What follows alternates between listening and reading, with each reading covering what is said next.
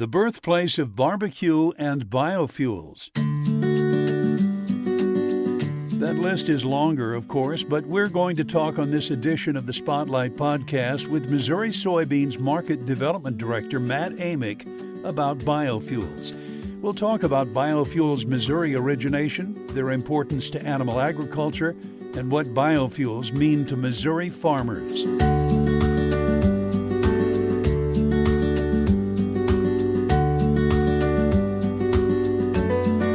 My name is Matt Amick. I'm Director of Market Development with Missouri Soybeans. Biofuels are significant. When you think about biodiesel, it contributes about 13% to the price of soybeans. So for a soybean farmer with 5 plants going in the state of Missouri for biodiesel, it's a significant market for Missouri soybean farmers. It's interesting that Missouri has actually a legitimate claim to at least part of the birth or the founding of soybean oil-based fuels. How'd that start?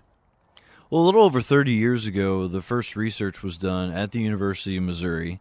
Through the soybean checkoff, we had an idea about using soybean oil for fuel, or the farmers had the idea. So they set out with the University of Missouri to do the first research using soybean oil to make biodiesel. And they founded a truck that they could utilize and showcase the fuel inside the truck.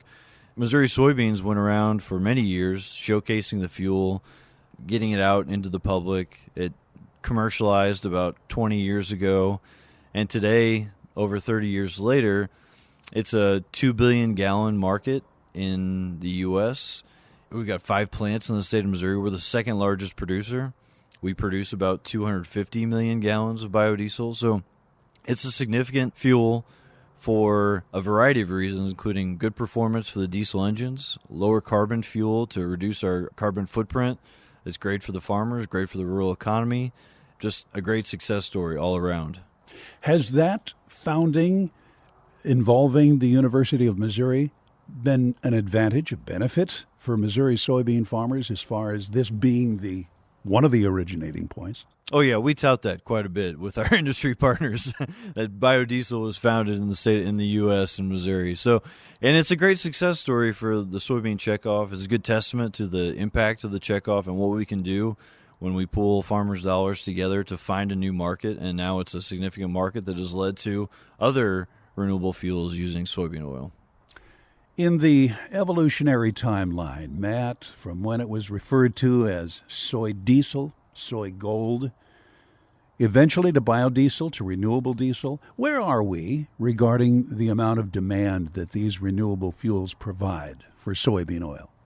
So in terms of the actual market for the fuels, we're about max 2 billion gallons of biodiesel in the United States. And then when you add on top renewable diesel and sustainable aviation fuel, that's another 2.5 to 3 billion gallons that actually surpassed biodiesel, I think, last year, a year or two ago. So it's a significant market, a 4 to 4.5 billion gallon market in the U.S.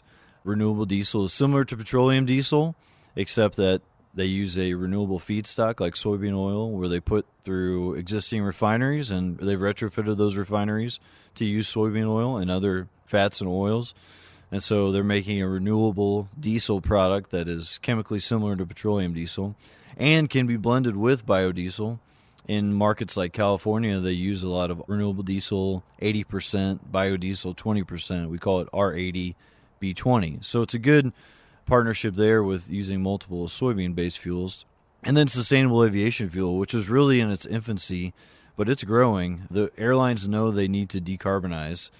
The quickest way for them to do that, the lowest barrier of entry, the lowest cost, is to create another renewable fuel that can be made from animal fats, oils, and soybean oil being one of those that they can make sustainable aviation fuel out of. Also ethanol they can make into sustainable aviation fuel. So that's a good potential market for farmers moving forward as well.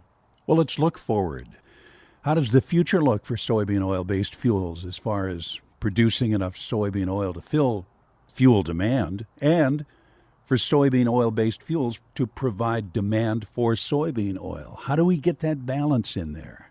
Yeah, I have no doubt the industry, the farmers across the country are going to be able to provide enough soybean oil. We're seeing an increase in crushing capacity in the U.S. that is going to have more soybean oil available. There's other feedstocks, of course, that can be used for these fuels. So with the combination of those feedstocks plus soybean oil, we'll have plenty of oil to supply those plants. So let's keep the demand growing. A lot of this is based on policy.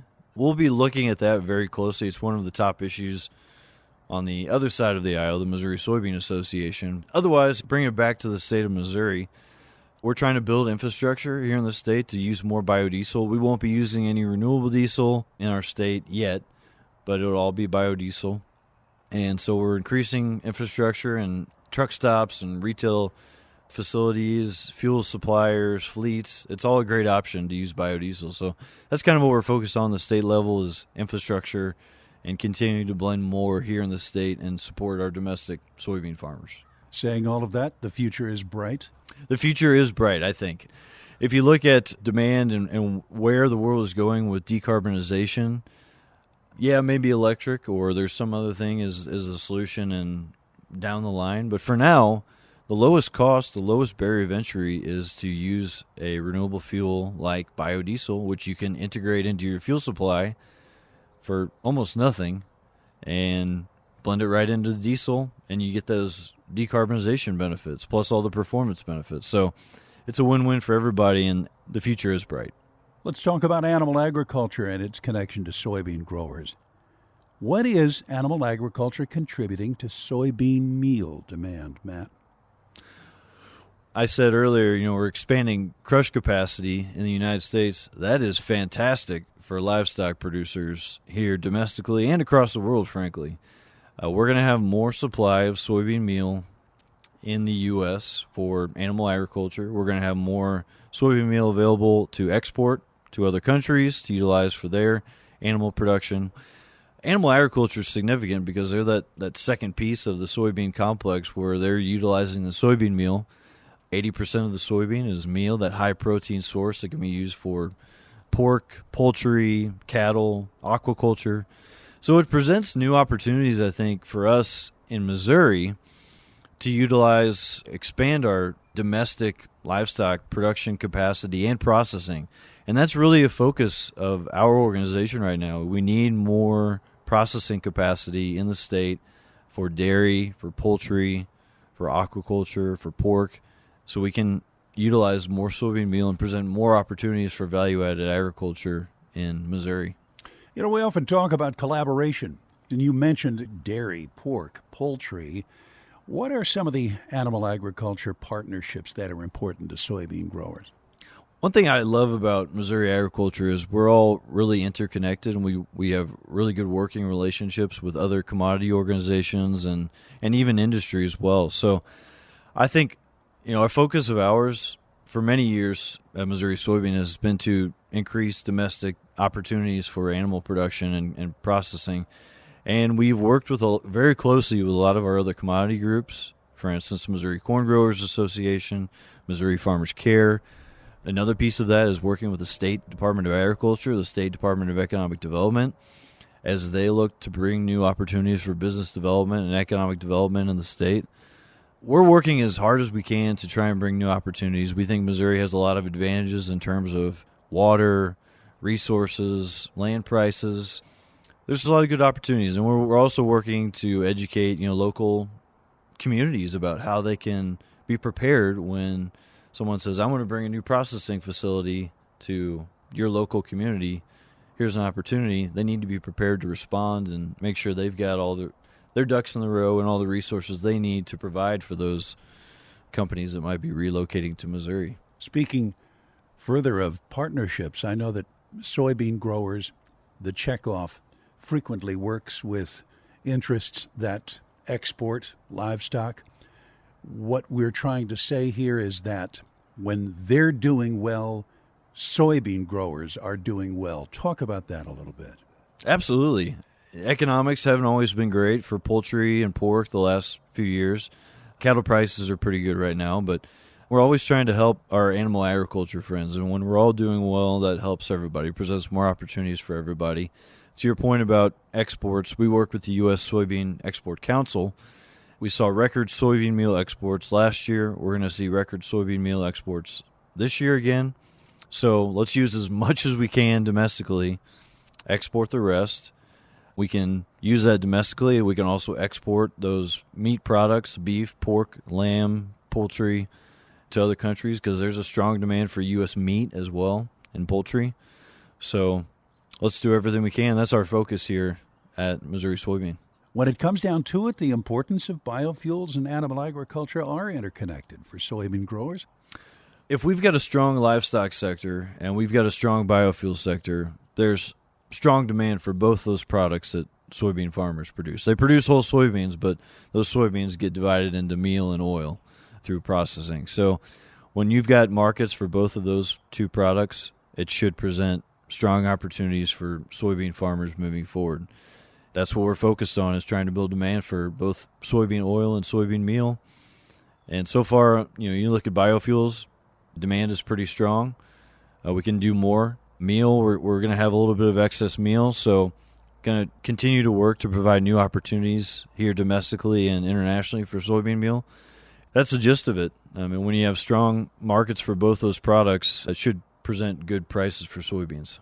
The future is bright, as you said earlier. I think there are a lot of opportunities. Soybean protein is still widely needed and wanted across the world from its quality, sustainability, and our logistical advantages. We need to continue to advance and support our transportation infrastructure, which helps get those products moving across the country and across the world, and continue to focus on biofuels and expand those markets. There's a lot of opportunities, but we need to continue to push forward and focus on creating new markets both in Missouri and across the U.S. for biofuels. It's a pleasure to talk to you, Matt. Thank you. Yeah, thanks, Tom. Missouri Soybeans Market Development Director Matt Amick. Find this and other editions of the Missouri Soybean Spotlight wherever you get your podcasts. We're also on the air with the weekly Spotlight on Soybeans, brought to you by Missouri soybean farmers and their checkoff. Thank you for listening. I'm Tom Stever.